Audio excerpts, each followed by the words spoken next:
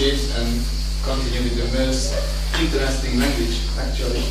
That's the Luwian, which is now, it's not only my personal favorite, but also it stands in the center of current research.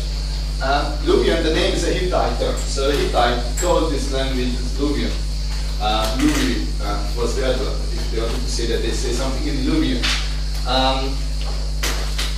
It is attested again from the 20th century onwards until the 7th century BC.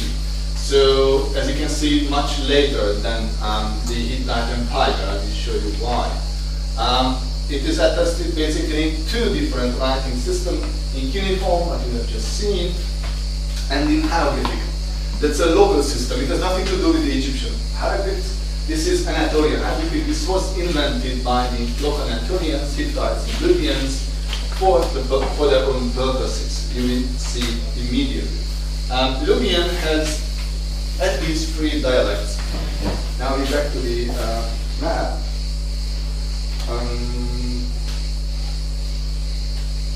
This map. One, it was spoken here in the southern region. This is called Kitsuvatna Luwian because this region was called Kitsuvatna in the Hittite Empire period. There was somewhere in that direction yet another dialect that we call Sakarya Luwian due to the river, but we do not really know this dialect because we have hidden text. And what we still have is the so-called Empire Luwian, which was used in Central Anatolia for the Luwian inscriptions of the Hittite kings, because they had Luwian inscriptions too.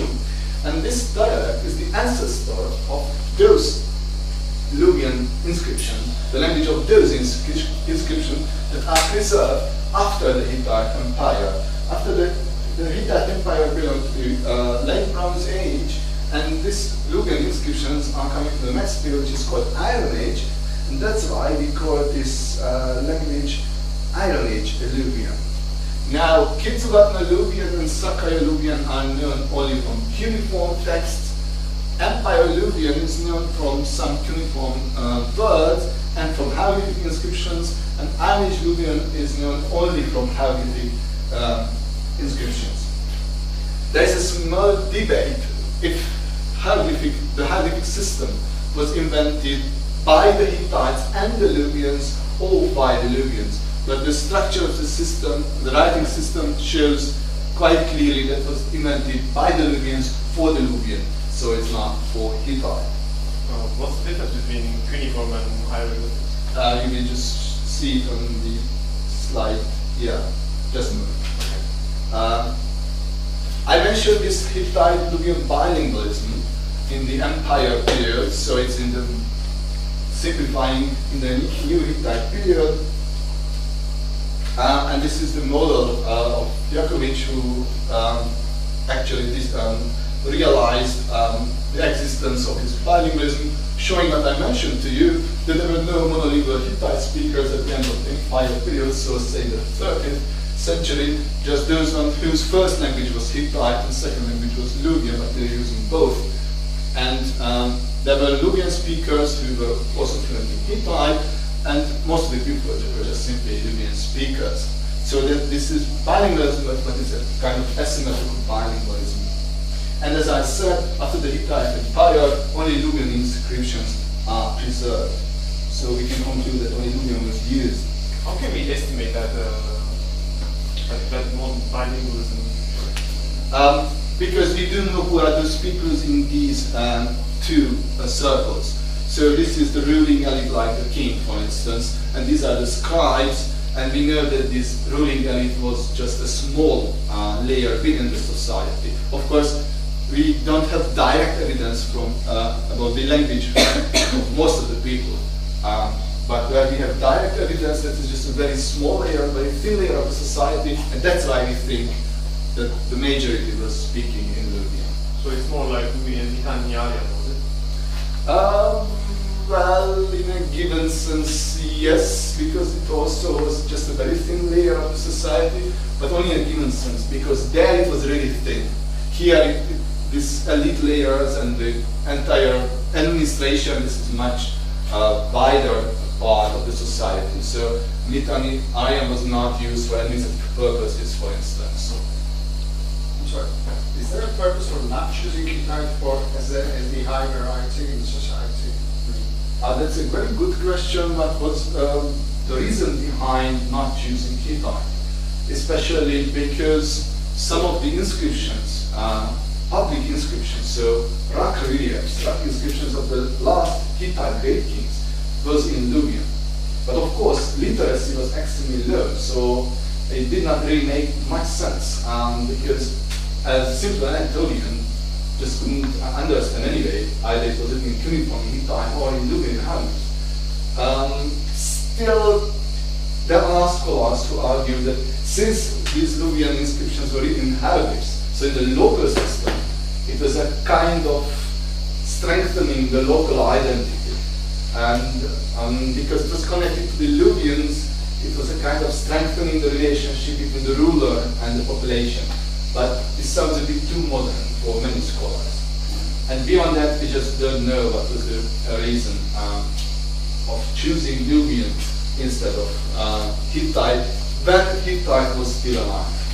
And can we talk about grammatical complexity for Hittite? I mean, too many cases compared to Luwian, I don't know. Yeah, the differences from this point of view are very small, and at this period, at the end of the Hittite, the number of the grammatical categories were practically the same. I see. So, also from a phonetic point of view, they were very close to each other. So, from a structural point of view, there is no advantage or disadvantage of any of them. The map. This map shows the hieroglyphic Luwian inscriptions. Those ones that are white spots, or empty if you wish, they are from the entire period, so from the Hittite period. And the black ones are from the Iron Age, so between 1200 and say 700. What is important is what I already mentioned, this shift towards northern Syria, because this region was conquered by the Hittite Empire, and at least the elite were Hittitized or Luwianized. But not only the elite, so we have, most of the inscriptions are stone inscriptions and official inscriptions, but we even have letters or private documents in the Luwian and from this region, so it was really a spoken language for quite a long time, not only by the elite, but also by local people. Not the only language, of course. Are the given numbers in a chronological order? No, that's just a technical thing, because on the other side of the page, these numbers are listed and the names are there and they are in alphabetical order, so it's just for convenience. One more point. You can see here the hieroglyphic Luwian inscriptions in the Empire period. And now you can remember that we had a map where Luwian was standing here. And this is one of the arguments why people assume that Luwian was spoken in Western Anatolia too. Just the problem is that when we have, if you put aside these texts, when we have texts from this region, this is the next millennium, then they are showing Lydian, Kyrian, and other languages that are not Luwian. They are related but not Luwian. And these inscriptions appeared only when they were conquered by the Hittite Empire. So the appearance is due to the Hittite conquest. So that's why we don't have actually direct evidence that Luwian was really a spoken language here in Western Anatolia. We have inferences, hints, that a language close to Luwian was spoken here, somewhere in the north. But it was not Luwian, just something like Luwian. And that's why we use the term Luwic, because it expresses not only this unity of close related languages, but you can use it for all those cases when you have a Luwian-like language, but it is not Luwian. For instance, the name of the rulers of this region, we know them. They look like Luwian in many cases, but they're not entirely Luwian. So phonologically there are some problems. And you can say that they are Luwic names. And you express it that it is related to Luwian, but you cannot define it at the moment more precisely. Again, this is a debated thing, so there are still scholars who say that no, this is Luwian, and it was spoken.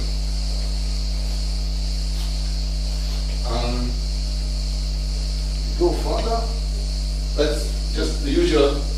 chart, again, with the four stops, I will return to this later. The only main difference is that Luwian did have an sh, at least in Iron Age Luwian. And and the basic difference is, of course, the vowels. They had only R, E, U, and this long counterparts, no E or O. Luwian declension is a bit simplified. I will return to the problem of the genitive later, and such Luwian peculiarities. Luwian conjugation, it's again simplified, and especially because you see a lot of empty spaces. They are just not passive. So that happens. Luwian texts are not that numerous than Hittite texts, so many forms are just not passive. But you can see here, however, is the lack of the me-he conjugations. There is only in third singular two different things in the T and E. This is the single reflex, single assured reflex of the distinction of the me and he conjugation. So this shows a kind of younger phase of these languages. Now we turn to the hieroglyphic Luwian system. Actually, this is like uniform. So you have logograms and you have syllabograms. And they use a mixed system and a lot of reading aids. As you can see, these are not wedges, these are really drawings, literally. So this is the syllabary, a bit simplified. I'm not sure you can't really read them. And of course, with the three vowels, it also shows they have only, say, in case of pa, they have only pa, p, and pu. There is no pa or po. It also shows that the system was created with the language only with the vowels R, E, U, and it is Luwian and not Hittite, by the way. And this is a list, a selection of the logograms. Altogether, we have approximately 500, a bit more than 500 signs, and you need to know, well, say around 200 to be able to write or read fluently these texts. The system is basically deciphered. Actually, there are some logograms that are not deciphered, and some signs basically around 500. And the numbers of 500 that we don't really understand. So it's an ongoing process, but basically it is deciphered. This is a text sample. This is a bow, and you have an inscription up there. See it here. Looks like that. This is how it looks like, and this is the transcription sign by sign, and also a grammatical analysis. So it's just a simple votive inscription of a person called Runtia. It's a theophoric name who placed. Interestingly, it says these vowels, so there must have been other vowels too, together. And the object of the votive inscription is these balls who were offered to Halabi and Trahuncas. This is a form of the local weather god. This is the weather god of Aleppo, one of the most important gods in this area and region. We have here, for the hieroglyphic Luwian system, a specific set of rules of transcription. That's why you can see here Latin words like pri or deus or so. That's just pure convention to help us understand the text or transcribe it precisely. For example, it's phonetically it's Runtia, but then it becomes Runtias, or Halpa becomes Halabi. Does this mean they were recorded somewhere else as well? So here we have a logogram, which is used for this name, and these are phonetic complements that shows the end of the word. So you have to really read it Runtias. And this shows only that the S is the nominative singular kumne ending. It's a bit tricky because, as you can see, the signs have the structure of consonant vowel. There are other types too, but there are no vowel consonant signs. It means that frequently you have so-called empty vowels. So it's not Runtiasa, it's just Runtias. For this purpose, you need to know the Luwian grammar. Yes. Halpa or Lavin, is it something? Say that in Aleppo? Yeah, that's the Hittite name of Aleppo. Halpo Aleppo. So it was Halpa in Hittite. Actually, Halpawanis means someone from Aleppo.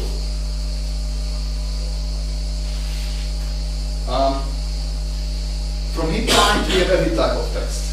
We have royal annals, we have letters, we have prayers, we have rituals, whatever you wish. Some administrative documents too.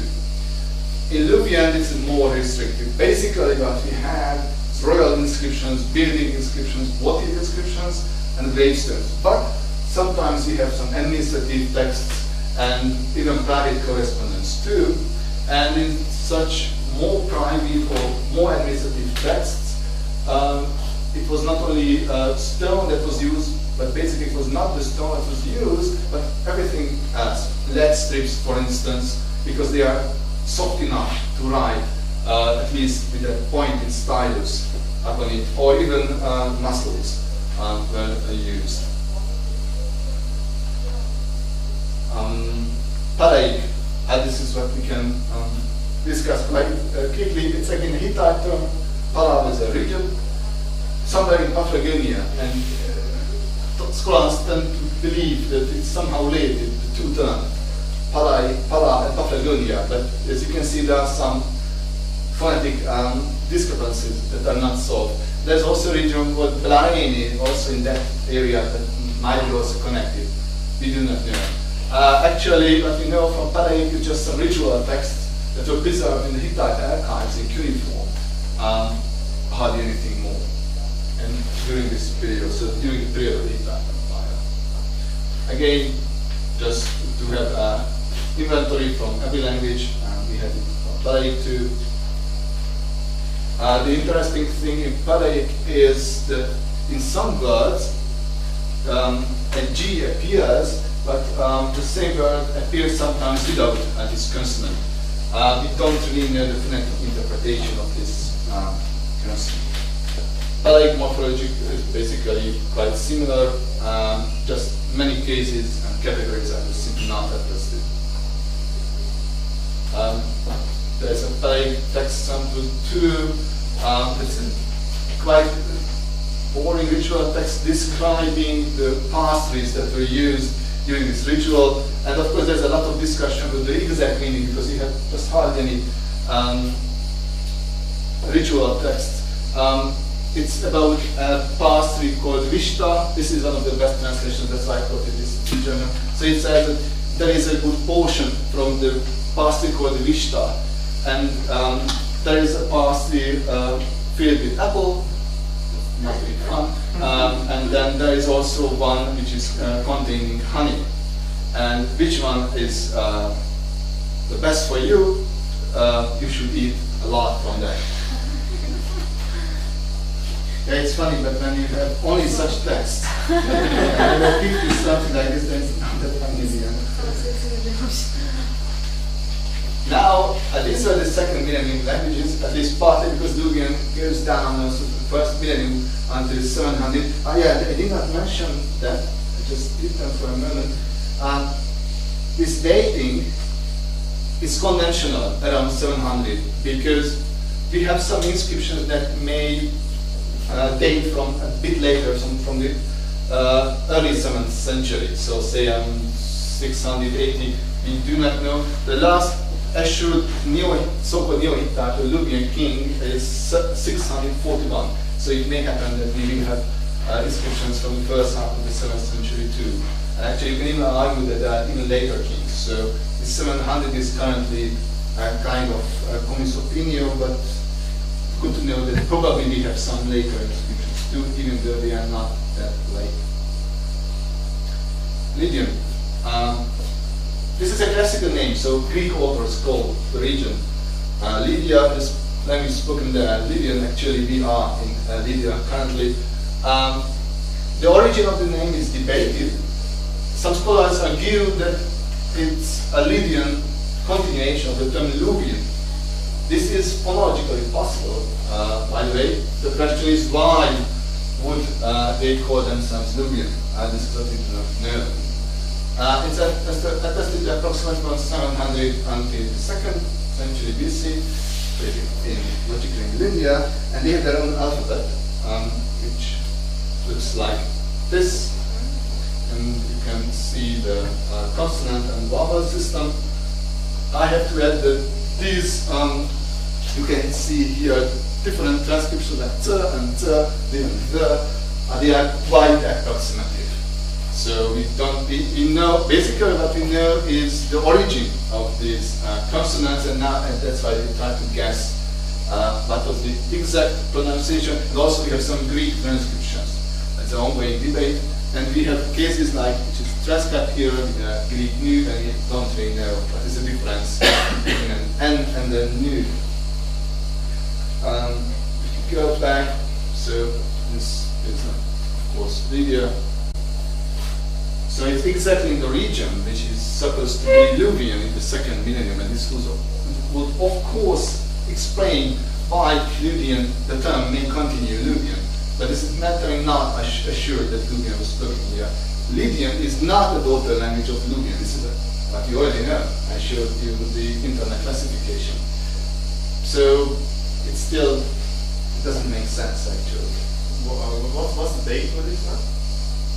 Well, this is in general the Iron Age, so say between 1200 and 550 before the Achaemenid, before the Old Persian conquest. But many of these regions survive in this name, under this name even until the Roman period. So, and Luvian still exists until at this time, yes, but here, in this area. So only east of Lycaonia and east of Pamphylia, and through also the Kızılırmak River. So Luvians and Lydians were partly parallel, chronologically speaking.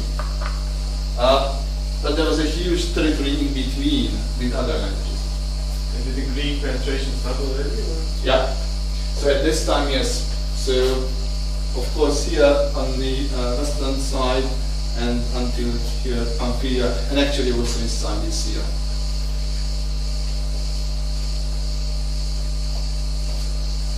This is what we had. Again, just to show, so we have some transcriptions like the R with this tip and the R with this tip, which is not very clear. Probably this is a nasalized long R and a nasalized R. And again, these are sometimes problematic. As you can see from the Lydian morphology, the case system is just shrinking. So, especially if you compare it with Hittite. But basically the verbal system is the same. There is absolutely no traces whatsoever of the key conjugation. Lydian text sampling. So the basic problem with Lydian is that if you take out the Lydian text, write down A4 size pages, then you have what the 4 is A4 size pages, and that's all that we have from Lydian. And also means that we don't really understand the language in many cases. This is an excerpt from the inscription called W1. This is here the Lydian version, and this is the approximate translation. So basically we understand that it's about this stele, and this it's broken, but we can, with the help of this next line, we know that it's one assistant here. So this stele and this grave, lacrisa is a debated word, probably it refers to the inscription themselves. So, and the inscription Kelak and the courtyard, and where, this is what we still understand, and then we just don't really understand what's happening here. This is dative, that's okay, for or this grave, but there are some unclear words here, and again one more unclear word, and then we have here genitives. So they are of a person called Mane, who is the son of Kumli, and who is the son of Siluka, but we just don't really know what's going on with this stela and grave.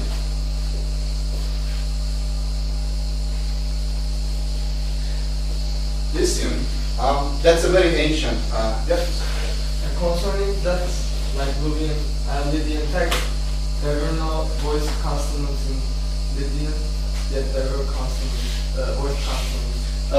They were positional variants, so they existed, but they were just undertones. Lycium, and it's a very old name. Already the Hittites called that region Luca. And there are scholars who argue that the terms Luvian and Luca are coming from the same root. That's quite problematic, but it's an old idea, and they always try to prove it. Anyway, they call themselves Turumili, a bit hard to pronounce, but and we don't really know why they call themselves that way. Anyway, that's called a Luca, and this was inherited or known by the Greeks too, so also the Greeks called them Lycians, which is the same word as Luca. The language itself, although all the Hittites mention a lot of Lycian toponyms, or rather Proto-Lycian toponyms, the language itself is attested quite late, in a quite short period, but fortunately we have much more text than in Libyan. It's attested in Lycia, of course, with their own alphabet. I will show you quickly. The problem is what to do with two specific texts within the corpus. These two specific texts is what we call Lycian B. This is the famous stele in Xanthos in Lycia, describing the deeds of the local ruler. And in Lycian A, but two sides are written in this dialect, in this Lycian B. And we have one more text from Antipalos, again using this Lycian B. There are different suggestions, what is Lycian B or Milium. Some scholars argue that this is a different dialect or a different language. So there are two languages, we could just call them Lycian, but actually they are different. Other scholars argue that Lycian B is a kind of poetic language. It's a kind of archaic version of Lycian A. This is surely not true. So sometimes Lycian A is more innovative, sometimes Lycian B is more innovative. Of course, it does not exclude that it was a poetic language, but it was not the ancestor and the descendant. So we don't really know. And the problem with the term million is the geography. Because antique sources mention talking about millions, but they are in the north, and Artifels in the south is in the south. So it doesn't make sense to call it million. But still some scholars call it million. Of course, Lycian B is not much better, but at least it's neutral. So, and of course, if you have texts, only two texts, even if it is a bit long, it doesn't really have to decide this question.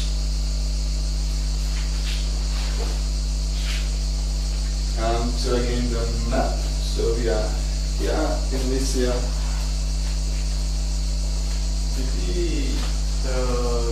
Anatolian Indo-European languages ever penetrate beyond Asia Minor, for example, to Thrace? No, never. Never. Actually, we don't even know if any of them was spoken in this area, which is called here Bithynia. This would have, of course, a possibility, but somehow we have absolutely no trace of that. Well, it's called Bithynia back then, because I think, isn't Bithynia a later name? Bithynia is a kind of classical name because after the collapse of the Hittite Empire, sometimes we don't know exactly, but there was an influx of Thracian tribes from the Balkans into this area, and the Bithynians was a Thracian tribe. So this is a much later term.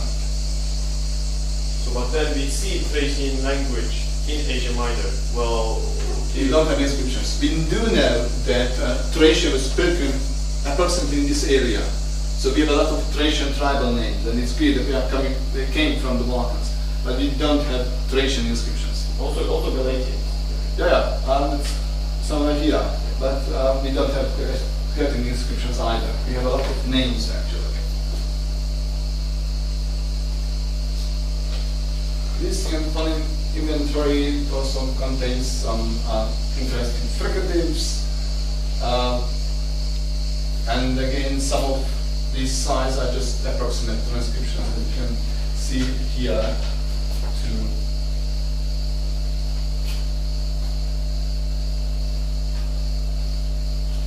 Lycian morphology, it's a bit simplified again. And again, a lot of cases are just missing. Now let's take a text sample. This is a grave inscription. Most of the inscriptions are tombstone inscriptions. this shows also the advantages and disadvantages. Basically, you understand these inscriptions because they are formulaic inscriptions. This is with a guy called Pajava who has built this building here. He's speaking about his tomb. But he was a Manakina, but we do not know what it was. Otherwise, you understand quite easy text. This is the text, and this is the grammatical analysis. So the accusative is appearing only as a nasalization. Do we have any kind of graffiti or something that's a sign of colloquial language spoken?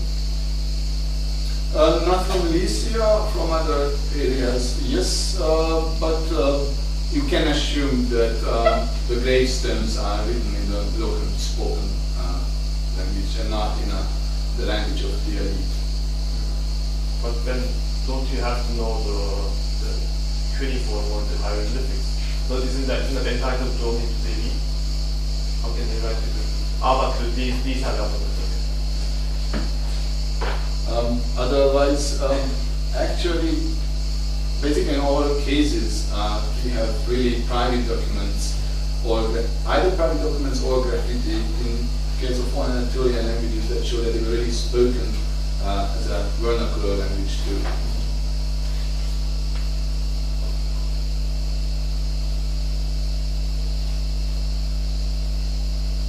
Kyrian.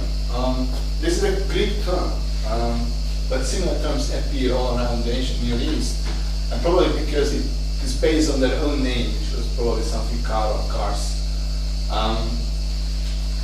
It is attested in a quite long period from the 7th until the 4th and 3rd century, and as I mentioned to you, it's attested not only in Syria, but also in Egypt, due to these mercenaries. And I have written here Kyrian alphabets because there are always variations, of course, in all of these alphabets. In Kyrian, we have really local alphabets, so the alphabet is changing practically from city to city. Not much, but some signs. So this is Kyria, from where we have the Kyrian inscriptions. And this is the Egyptian places. Basically, they were living in Memphis. There was even a group called Caravanophites, so the Kyrians from Memphis. But we have inscriptions down there, even in Abu Simba and Wuhan, because they were attending the campaigns of the pharaohs, and then they were writing graffiti on the local rocks. And from this area, we have also tombstones. These are the different sign. So it's not separated according to settlements. It's just a summary table. Most of the signs are deciphered, but not all of them. You have to know that Kyrian was not deciphered until the early 90s. Until that, it was likely had to be a non-Indo-European language. But we have some Egyptian Kyrian bilinguals, and we have some names that are present in both sources. So it was possible to decipher at least the alphabet. This is due to 3 scholars, John D. Ray, D. Tasher, and Ignacy Diego. And since then, we see that it's like a Luwic language. But it also means that many things are still unclear. Especially because you have 2 basic types of inscriptions: tombstones and local decrees. The local decrees are from Kyrian. They are, of course, long official administrative texts. We don't understand them at all, actually. Anyway, some of them are Kyrian Greek bilinguals, and they were found after the decipherment. So they could just cross-check their identification, their decipherment, and it turned out to be correct. So their method using this Egyptian transcription was correct. So that's why we know that it's really deciphered, because these texts I will show you one use also Greek names, so it was quite easy to cross-check if the decipherment is correct. This text sample is from Krya. It's on the border between Kyria and Lycia. Yeah, it's the region of Kaunas. Yeah, it's not Kaunas itself, it's that region. You can immediately see some classical problems of Kyrian, the almost total lack of vowels. And this is a hardly debated question because we just don't know if this is real or this is some kind of orthography. Actually, if you do some analysis, then these horrible consonant clusters turn out to be pronounceable. So there are languages who have such consonant clusters. So it is possible that this is the reality. At the same time, you also see that sometimes these texts are quite formulaic. This becomes the less formulaic ones because it doesn't show only the genealogy but also some titles, even if we just don't understand it. So it's again a tombstone inscription written for Kohumu. This is a sign whose value is still unknown. From the text we know that he was at Sundisa, although we of course do not know what it means. Then the genealogical data, son of San, son of Shondu. Oops, there is a B missing here. Sunduberis. And then this was his title, Sbno. This is a kind of vassal who had something to do with horses. It's not clear what his position was. Maybe a soldier who was fighting on horses. We don't know.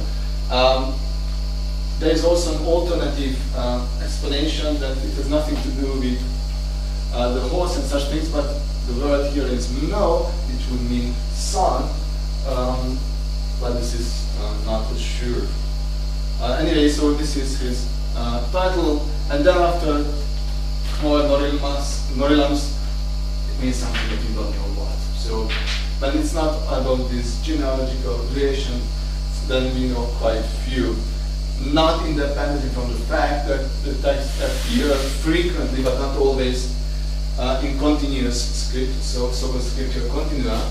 So you don't really know where to segment. So in case of Norilams, we don't know where to segment in fact, because we just don't know these words. So there's still a lot to decipher. There's another text. This is more typical. This is typical from Egypt. So you have a tombstone, a gravestone, typical Egyptian style, but the inscription is in Kyrian, which is in this case again a kind of genealogy. This guy, the son of this, and we learn that he's a Mudon. Every second Kyrian in Egypt was called Mudon. We just don't know what it means. Some scholars argue that it's a geographical reference. Other scholars argue that it's a kind of profession, maybe. And he was the no of Kebion. It's again, it means either son or again that vessel of what I mentioned in case of the Sbno. So most of the Kyrian texts from Egypt are like this, but not all of them, as I mentioned. We have literally graffiti from all around Egypt. Sidetic. This was spoken in the city of Side, of course, and environment that is Pamphylia. And this is a modern name, but also antique authors mention a group, a population called Sidetans. We do not know if it was also a linguistic term or not. Actually, we have some inscriptions for that, in fact. So it's not a well-attested language in a local alphabet. But what is interesting, and it shows that it was not restricted to Side and Seleucia next to Side, is that the Greek spoken in Pamphylia was quite atypical Greek because it shows a lot of sound changes. It was typical in Anatolian languages. So it was completely transformed under the influence of the local Anatolian language, which was the Sidetic language. So we are here in this case. So actually, from the Caicos River, you have continuously Luvic dialects and Anatolian languages until down practically in Hama in Syria. But in the Iron Age, here you already have the Phrygians, which is not Anatolian. Here you have the Thracians. Here we don't know what's happening. We have Phrygian inscriptions here, by the way. You have the Laz and Maghreb tribes, and sometimes the Armenians arrive. Here we have a problem. I did not mention Mysian, because we don't have Mysian texts. According to the antique authors, they are related to the Lydians. But you have to be always careful with these antique claims. And we do have some Phrygian inscriptions up there. And now excavations found in Daskylion here a lot of shards with inscriptions. They are still unpublished. It will be published by a Dutch research group. So we are looking forward to the results. Of course, people love to speak about this region because this is the region of Troy. And if you want to ask which language was spoken in Troy, no one knows. But there are two suggestions. So those people who believe in the Luwian language of Western Anatolia, they tend to claim that Troy also was Luwian speaking, but there's no evidence for that. The only evidence is a single seal with hieroglyphic Luwian signs, but in itself it doesn't prove anything, because it could have belonged to the administration or even to a traveling scribe, so that's not enough.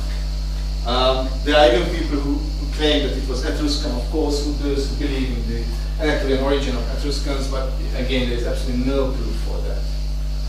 What we do know is, again, strictly in the early Iron Age, that antique authors claim that in this area there were Turanian people speaking Turanian, which was Tursinian and Turanian are the same, referring to the same language, which is related to Lemnian, so related dialects are here, but they are attested only in the island of Lemnos. And this, as I mentioned, that is related to Etruscan. But according to our current knowledge, this is just a secondary arrival from Italy and not the other way around. And anyway, we do not have inscriptions here from any of these languages. We will see what the Daskylion is contain.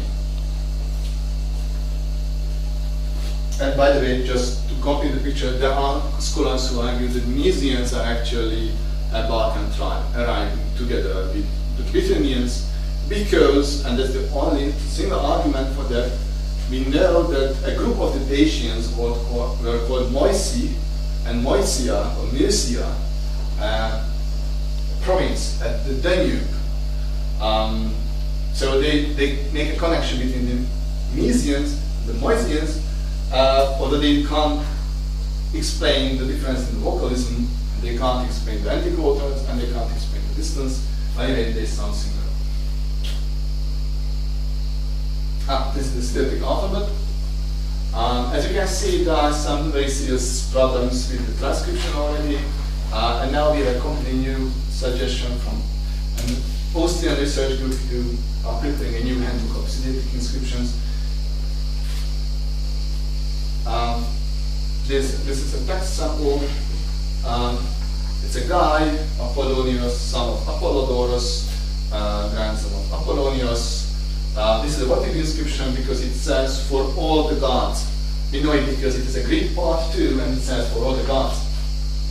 What is interesting here is this heavy apostrophe of the initial vowel. That's typical for Cyrillic and for the local Greek language too, on the one hand. And the term Masara, which is a typical Luwic term for God, which is in Luwian Masan, and it shows among others the Cyrillic was also a Luwic language, although its position is not entirely clear. This is one of the best understood Cyrillic texts. We have, for instance, a very long inscription, historical inscription about the deeds of a strategos. We just don't really understand the single word from that. Pisidian. There's a term coined by Strabo, who calls the language spoken in Pisidia surprisingly as Pisidian. So we don't know how they were referring to themselves. It is attested from the 1st century AD to the 3rd century AD, and it took quite different groups. Not only physically, but also geographically. We have the southern and the northern inscriptions. One group is tombstones, basically named in genitive and nominative, and the other group is normal inscription. They are quite known. Not only tombstones, on the contrary, rock inscriptions and huge stone inscriptions, but we just don't understand this almost not even a single word. You just see. So yeah, oops. Aha, kicsit visszaelnéz, visszaomlak a sörst. De yeniden başlatıyorlar. Okay. It's coming back.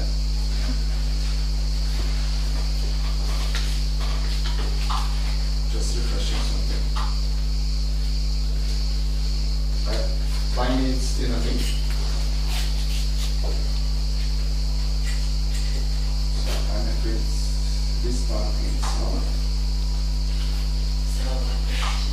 Yeah, of course. In which direction read these inscriptions? From left to right? It depends. For instance, in case of Syriac, it was always left to right. In the case of Luwian, basically left to right, but they frequently use the so-called Bustrofedon, which means as the ox is sprouting, so in this way. Can I ask something? How much evidence exactly do we need in order to ascertain what the language spoken in short was? And a single inscription, would that suffice, or? It depends on the inscription. But we don't have even a single inscription. So. But yeah, well, for instance, if you would find a clay tablet, Could it belong to a traveler? I don't know, something brought by a traveler, mass? yeah, seals were used all around in Anatolia at that time. So it's just not selling enough. So we have Arabic Luwian seals also from other parts of Western Anatolia, because they were used for scientific purposes. And we do know that there were frequent variations between this part of Asia Minor and Hittites. So there were a lot of different persons crossing through the country with seals and everything. So, and we do know that they made treaties between the local kings and the Hittite greatings. And the local king got a copy of this treaty. It should have been placed in the temple, and it should have been read aloud in every year. So they even had cuneiform texts, and they had scribes who understood this cuneiform text. But again, it doesn't say anything about the local language, because this is just a language of diplomacy. Why did he read it aloud? And This was in the treaty. So this was, and they made a treaty between the Hittite great king and the Bazar king. The rule was that to make the king remember about his local duties, this treaty had to be read aloud every year. So you needed scribes who can read cuneiform and understand Hittite. But it means only the scribes. Also, these Luwian kingdoms, Luwian kingdoms in Western Anatolia, like Artsakh, they had some diplomatic correspondence. Where is the owner of the company? Okay. They had diplomatic correspondence also with the Egyptian pharaoh, who was trying to write to them in Akkadian, which was the language of diplomacy, and he got the answer that he should write in Hittite because they just don't understand the Akkadian. So these kingdoms in Western Anatolia, not in the Hittite Empire, in the Western Anatolia, they were more familiar with Hittite. But it doesn't mean that they were speaking in Hittite, because it was just again the language of diplomacy there. Then if you would find real inscriptions, that would help a lot. But it can be very tricky. So in northern Syria, for a very long time, we had only the inscriptions of the local rulers, and people assumed that, okay, this was spoken only by the elite and not by the local people. But now we have more private inscriptions too. And even it seems so that we even have a piece of private correspondence. And we do have the correspondence of local merchants. They were speaking in Luwian. But until they were not found, we thought that Luwian was not a vernacular, it was just an official language. It turned out to be a vernacular. So we always heavily depend on the available evidence.